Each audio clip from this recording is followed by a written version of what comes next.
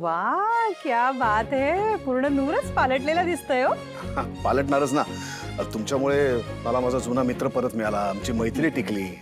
किती दिवसांनी इतका छान वेळ घालवला सगळ्यांबरोबर. आजूबाजूला आपली म्हणावी अशी माणसं आहेत. अजून काय हवंय? खरंय.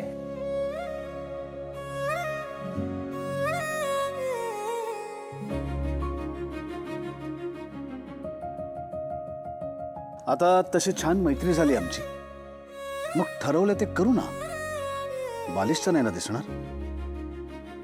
त्यांना आवडेल ना? नाही आवडलं तर? माझ्यावर चिडल्या तर काय करायचं? ओ राजवाडे, हा, कसल्या विचारात? किती ते बोलायचं स्वतःशी?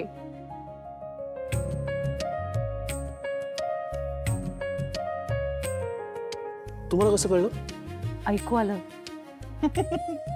अहो मलाही सवय आहे अशी स्वतःशी गप्पा मारायची. चांगलं असतं. आपण असं स्वतःशी बोललो ना शांतपणे, स्वतःचा आतला आवाज ऐकला की खूप प्रश्नांची उत्तरं मिळतात. मला नाही अजून उत्तर मिळालं. ओके, मग मी मदत करू का काही? हो, प्लीज करा. ओके.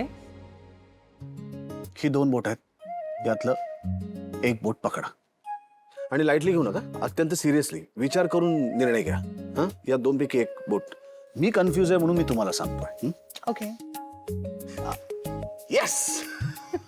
काय?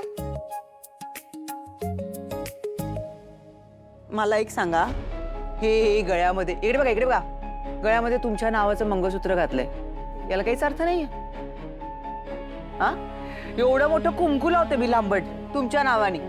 इतकी वर्ष मी तुमच्या बरोबर संसार केला, त्याला काहीच अर्थ नाहीये.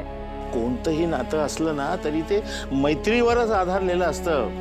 दोघांमध्ये मोकळा संवाद असणं म्हणजे मैत्री. एकमेकांना समजून घेणं म्हणजे मैत्री. आणि आपल्यामध्ये दुर्दैवानं यातलं काहीही उरलेलं नाही. मग काय याला मी एकटीच जबाबदार आहे? हे बघ मंदा, मी पूर्वीच मान्य केलंय, मी तुझी स्वप्न, आशा, आकांक्षा हे पूर्ण करू शकलेलो नाही.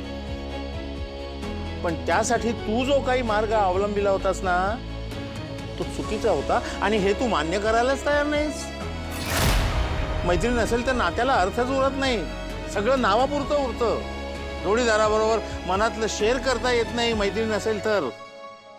अशा वेळी गळ्यातला हार सुद्धा गळफास ठरतो.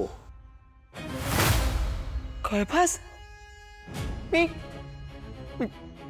मी गळफास आहे? तुला काय अर्थ काढायचा तो तू काढ, पण हा खोटा आव मात्र आणू नकोस. खोटा आव वगैरे काही नाहीये. हा मित्र शेकडो असतात, पण नवरा बायको फक्त एकाला एकच असतंय. तुला जे काही बोलायचंय ना ते तू बोलू शकतेस.